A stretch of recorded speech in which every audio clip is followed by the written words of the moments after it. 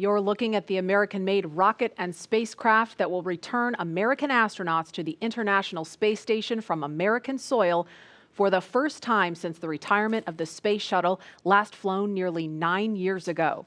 Today, we're giving it another shot with our partners at SpaceX. Wednesday's first attempt was postponed due to that wild weather. But if all goes well today, we will mark a new first in NASA's storied history and usher in the commercial crew era of American spaceflight. There's astronaut Doug Hurley getting into his spacesuit, and he's being helped by one of the suit technicians there. He has flown into space 2 times before. He was the pilot on STS-127 and 135. And there's a wider shot. You can see astronaut Bob Behnken also in view now. Bob is to the right of your screen, and he also flew on 2 shuttle missions.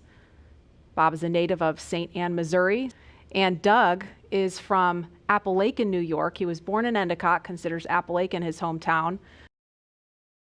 We can see now NASA Administrator Jim Bridenstine. He's talking to the crew, and it looks like Associate Administrator Jim Morehard is also in the room, standing to the right of your screen.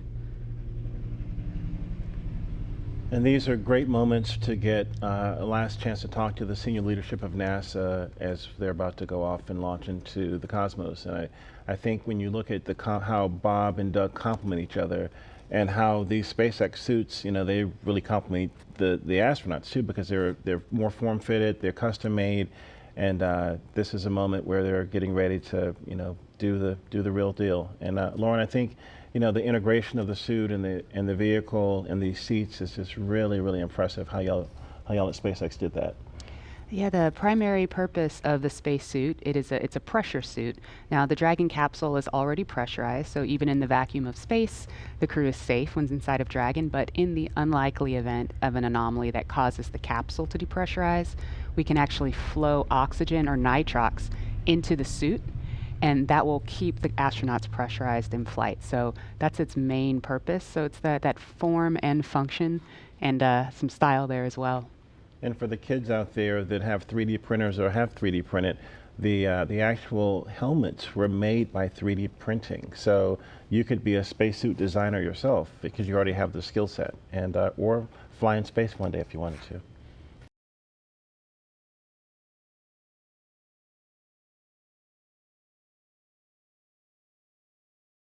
And we are looking at a live picture now of Bob Behnken and Doug Hurley walking down that hallway in the astronaut crew quarters. We just saw Doug wave at the screen, and they're just turning the corner, getting inside that elevator.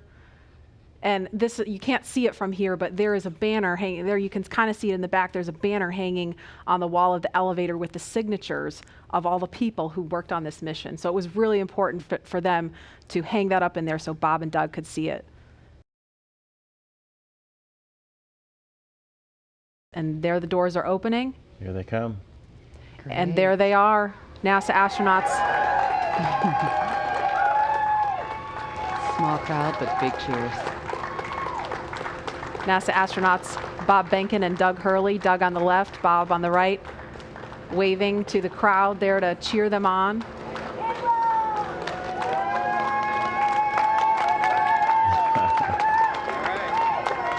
And there are their families right in front of them. The virtual hugs, a very special moment. Fist bumps. Are you going to be on good behavior? Are you going to listen to mommy and make her life easy? You can hear them. Ready? Let's light this candle, I agree. Launch America! Bye, guys.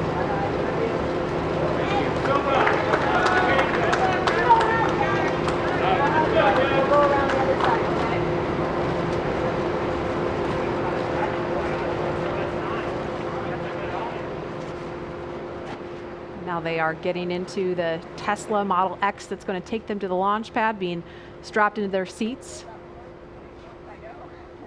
Their suit techs are attaching their umbilicals, so integrated into the Teslas. These are not just the new Tesla you can just buy off the web or in a Tesla dealership. They've been outfitted with cooling units, and that white umbilical, similar to what you saw in the suit room, That umbilical is being connected to the suit to provide cooling air to the astronauts while they're on the way to the pad. And those Falcon wing doors are closing. Super sleek. A rapid departure from the Astro van. Yes, I would say so. And their flight surgeon is in the front seat in the passenger side, taking the journey along with them.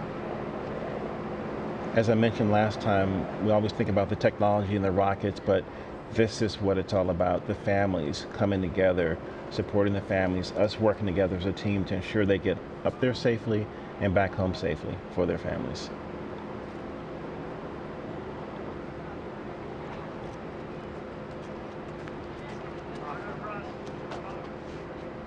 I couldn't hear everything they were saying, but I did catch Bob telling his son to be good for mom and make her life easy. As a parent, I appreciate that. Let's see that prominent NASA meatball.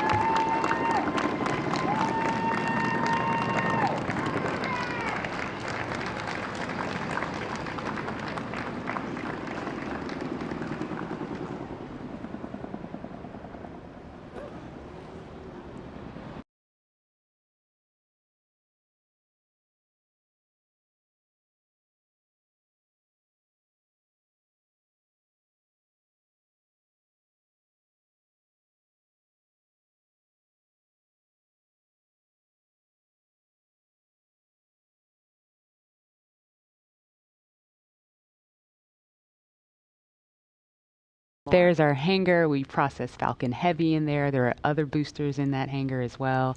And the rocket and Dragon that is on the pad right now was put together, or rather finally integrated inside of that hangar and then rolled out to that pad to go up vertical. And there it is. That shot really gives you a sense of the scale of the Falcon 9 rocket. Those Teslas look teeny, teeny, tiny, making their way up there. Yeah, really cool watching the Teslas pull up, driving on the launch pad just a few feet away from the vehicle. This is awesome and getting really excited over here.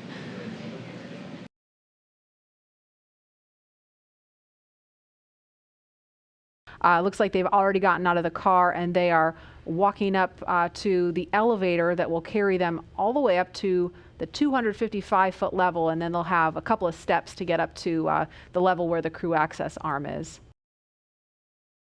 Core on countdown 1 at 2 hours 57 minutes. The crew has arrived at the pad on schedule. There they are, taken in the sight, craning to see the top of the Falcon 9 rocket. It's 230 feet tall if you round up, and then Crew Dragon is another 27 feet from the bottom of the trunk to the top of the nose cone. So when you're out there in person, it's really hard to describe just how large it is. Look at them getting excited. They're ready to get in the vehicle, get in the elevator, and make it to the top.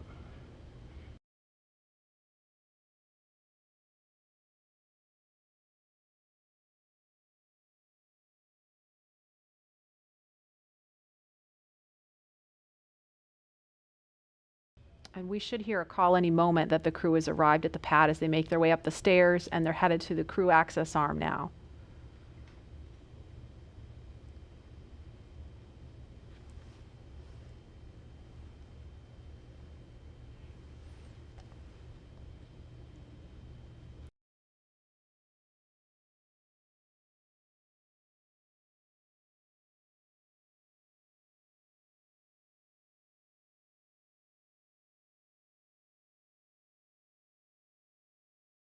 So as you can see, they have already arrived at pad 39A, where Falcon 9 will lift off from at 3:22 p.m. Eastern time today.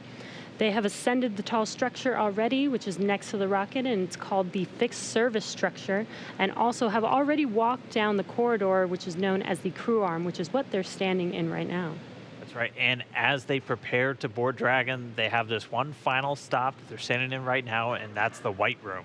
The White Room is literally just the room at the end of the crew arm that has an opening into Dragon. It is the last place on planet Earth Bob and Doug are going to be standing before they step into Dragon for their ride to the International Space Station.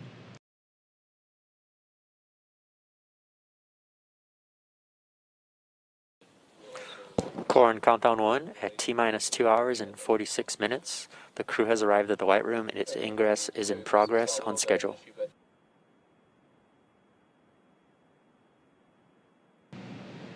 And as they climb into Dragon, they will buckle themselves in and attach their umbilicals to their suits. And as you can see, the suit techs are there to help them get buckled and settled into those seats. And we can see the seats slowly start to rotate. Again, they're in this down position just to make it easier to climb in and out of Dragon. They'll rotate to this launch position to put their backs a little bit more parallel to the ground. It makes taking the G-force a little bit easier for the crew on the way uphill, but most importantly, positions those touchscreens directly in front of them, which is just their gateway into Dragon. Dragon, SpaceX, seats are in the launch position. We copy. And launch control clear to retract the access arm on time. SpaceX Dragon displays are configured for launch. Copy. Bob, Doug, on behalf of the entire SpaceX team, it's been a huge honor to help you get ready for today's historic mission. Know that we're with you, have an amazing flight, and enjoy those views of our beautiful planet. Thanks, Jay. It is absolutely our honor to be part of this huge effort to get the United States back in the launch business. We'll talk to you from orbit. Thank you. Copy all. Thanks for those words. Falcon 9 is in startup. Dragon is in countdown. FTS is armed for launch. Under a minute now, the FTS, the flight termination system, has been armed. Dragon, SpaceX, go for launch. SpaceX Dragon, we're go for launch. Let's light this candle.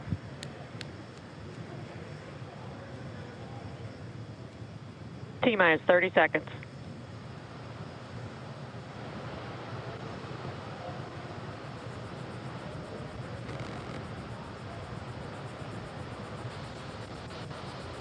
Stage 1 tanks pressing for flight. T-minus 15 seconds. 10, 9, 8, 7, 6, 5, 4, 3, 2, 1, 0. Ignition. Liftoff of the Falcon 9 and Crew Dragon. Go NASA, go SpaceX. Godspeed, Bob and Doug. America has launched. One Alpha. And so rises a new era of American spaceflight, Stage 1 and with it propulsion is the nominal. ambitions of a new generation continuing the dream. 20 seconds into flight, stage 1 propulsion is nominal.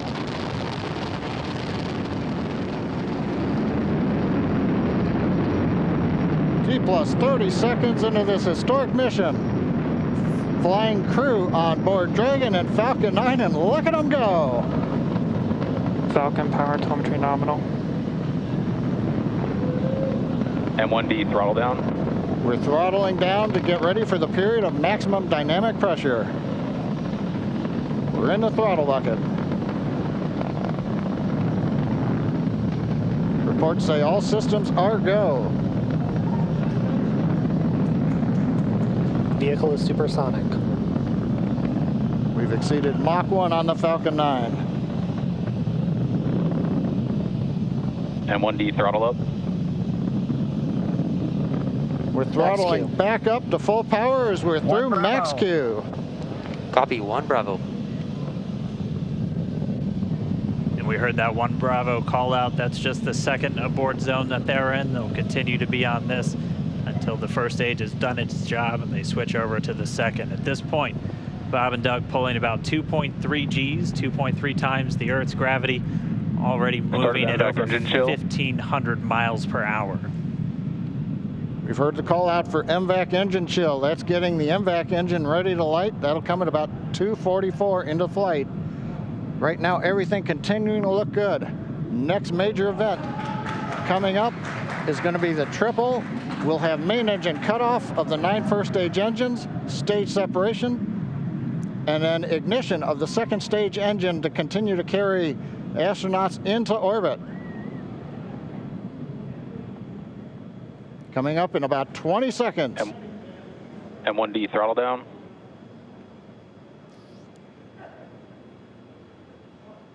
We heard we're throttling down the Merlin engines on the first stage.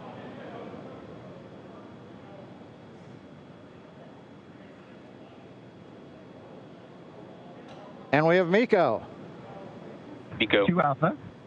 Falcon stage separation confirmed. Copy, 2 Alpha. MVAC ignition.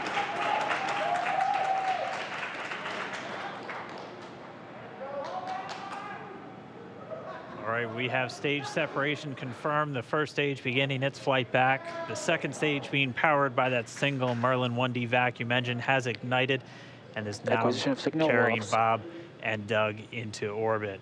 So they're going to continue under the power of this second stage. Stage 2 propulsion is nominal.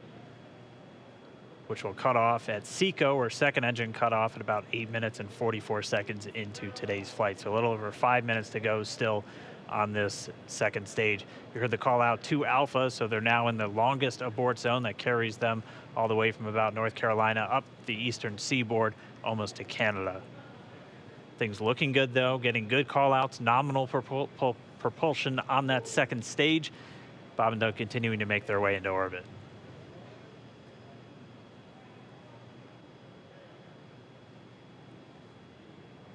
Dragon SpaceX nominal trajectory. Acquisition of signal in Bermuda. SpaceX Dragon nominal trajectory. All right, here in nominal trajectory, so Dragon pointed in the right direction, continuing to make their flight uphill. Heard acquisition of signal Bermuda. That's one of the other ground stations that they're using to get telemetry and data back from this spacecraft. Stage 2 propulsion is still nominal. And while they continue uphill, looks like we are getting a view of the first stage as well. Yep, on your right screen, you can see that first stage with the grid fins deployed. It's making its way back to attempt to land on our drone ship, Of Course, I Still Love You Today. Stage 1 entry burn startup.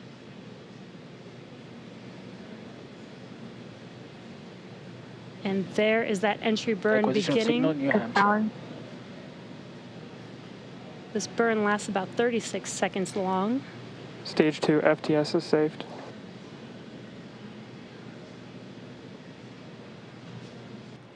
Now we are waiting for our first stage to make its way to our drone ship, Of Course I Still Love You. Dragon SpaceX nominal orbital insertion.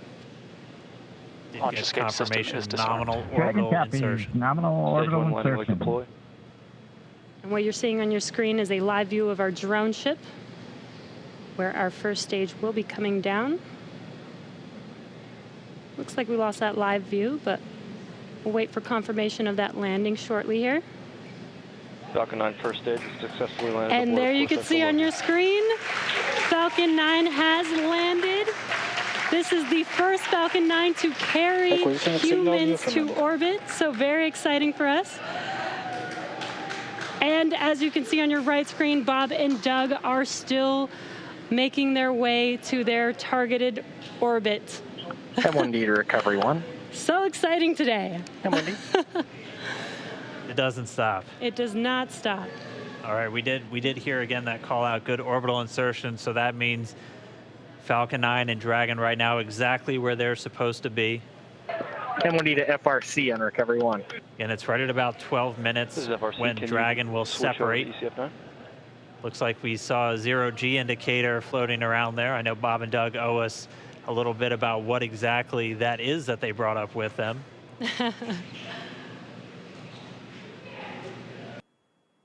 Dragon separation confirmed.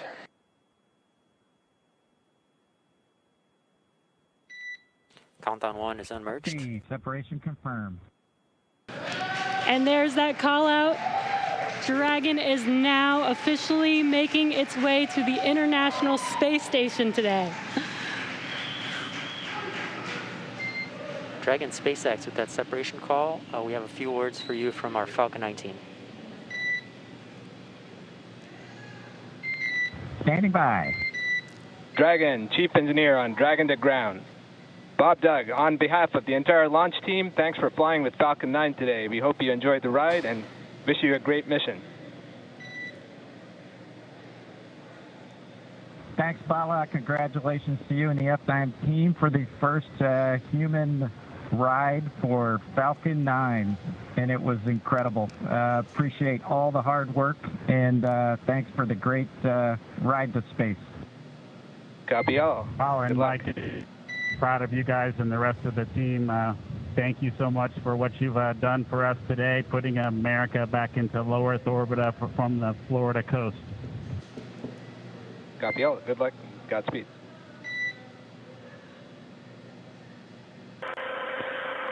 Well, everyone, welcome aboard Dragon. My name is Doug. Next to me is Bob. You probably know him. We're so glad to be with you this evening and welcome you on board Dragon.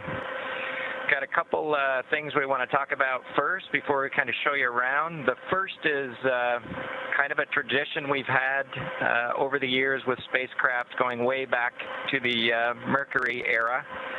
And then a tradition that's been carried on ever since with all our space vehicles, including the Soyuz. We're given the honor to name this capsule. I know most of you at SpaceX especially know it as Capsule 206, but I think all of us thought that we could maybe do a little bit better than that. So without further ado, we would like to welcome you aboard Capsule Endeavour. We chose Endeavour for a few reasons. One, because of this incredible endeavor NASA, SpaceX, and the United States has been on since the end of the shuttle program back in 2011. The other reason we named it Endeavour is a little more personal to Bob and I. We both had our first flights on Shuttle Endeavour, and it just meant so much to us to carry on that name. That's what we decided to go with. So we hope you enjoy that name, and once again, welcome on board. Well, good evening, everybody, and welcome aboard Endeavour, the SpaceX vehicle headed to the International Space Station. Today, we accomplished the first flight off the Florida coast in quite some time, and Doug and I were really proud to have an opportunity to be a part of that. We're doing it in a brand new spaceship, a spaceship that's a lot different than its namesake Endeavour, the space shuttle, in that it has touch display screens that allow us to accomplish most of the interfacing requirements that we have. We'll have Doug pans over and points at the display in front of me. You can see the forward view that we had during the maneuvers that we most recently did. You can look out the window. It looks like the centerline camera doesn't have a lot of content on it now. We're kind of pointed into space so that the windows can see the Earth below us. But we've got the capability to interface with the vehicle, and it's kind of interesting. There's a command. This little button over here is actually what the commands are for our displays. One thing that does get lost is there is a extensive button panel down below as well. So over on this side, we can turn the displays on and off, as well as send some commands for some contingency situations.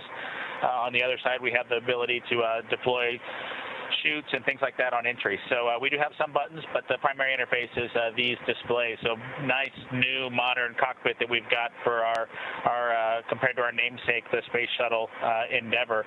I'm going to migrate a little bit away from our seats here, and Doug from his seat is going to continue to try to follow me so you can tell what can be seen from the seat that he sits in. So from his seat, when he is inside in the vehicle, strapped in, this is what his view actually looks like. You can see a window off to the one side. We each have a window that we can view out and see what's going on outside. That was exciting on ascent for us to be able to see the arm rotate away from the pad, and that's when we both, I think, knew that we were going to launch today. So that was super cool. I've got one on my side as well. The hatch that we came in is the hatch that's right behind me. It is a little bit of a tight quarters, but I'm going to try to demonstrate some of the capability that we have now that we're in zero gravity. So I think I was requested to do a backflip. I'm going to kind of do a side spin, which is a little bit of a permutation on that request. So hopefully you can see what it's like to actually float in zero gravity. And Doug and I are super excited that we got the opportunity to do this again today, even before the end of May. So that was super cool.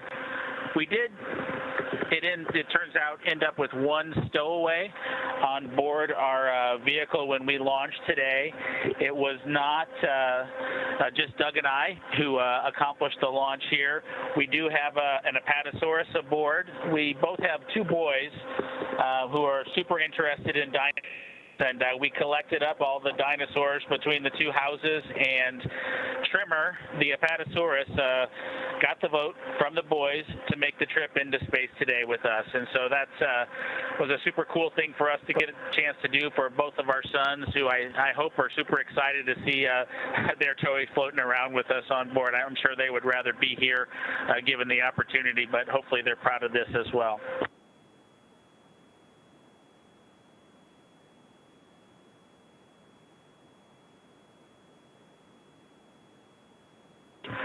Okay, as we work our way towards one of the windows, unfortunately it's getting a little bit dark, but I don't know if Bob can pan over here. We just passed off of the coast of Newfoundland, and we're headed over to over the Atlantic right now. I don't know if you can get a good picture of that.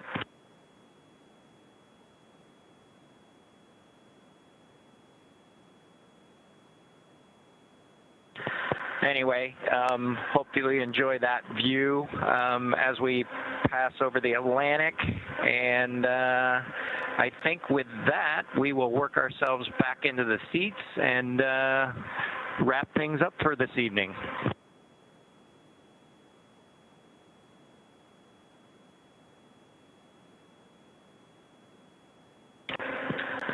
So Doug's there making a nice big smile for the camera.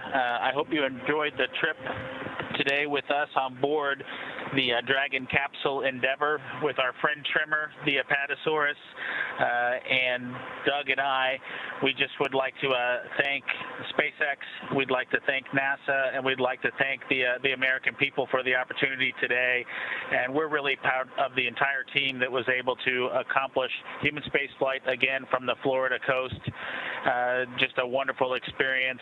Doug and I are just so proud to be a part of it, and just want to thank everybody who gave us this opportunity and worked so hard to make this happen today. So with that, I think it'll be good night from Capsule Endeavour. Good night to everyone at NASA, at SpaceX, and the United States, and congratulations to the teams that got us into orbit. And we're looking forward to seeing Chris Cassidy and his Russian colleagues on board the International Space Station tomorrow morning. Good night, Megan and Theo. And Karen and Jack.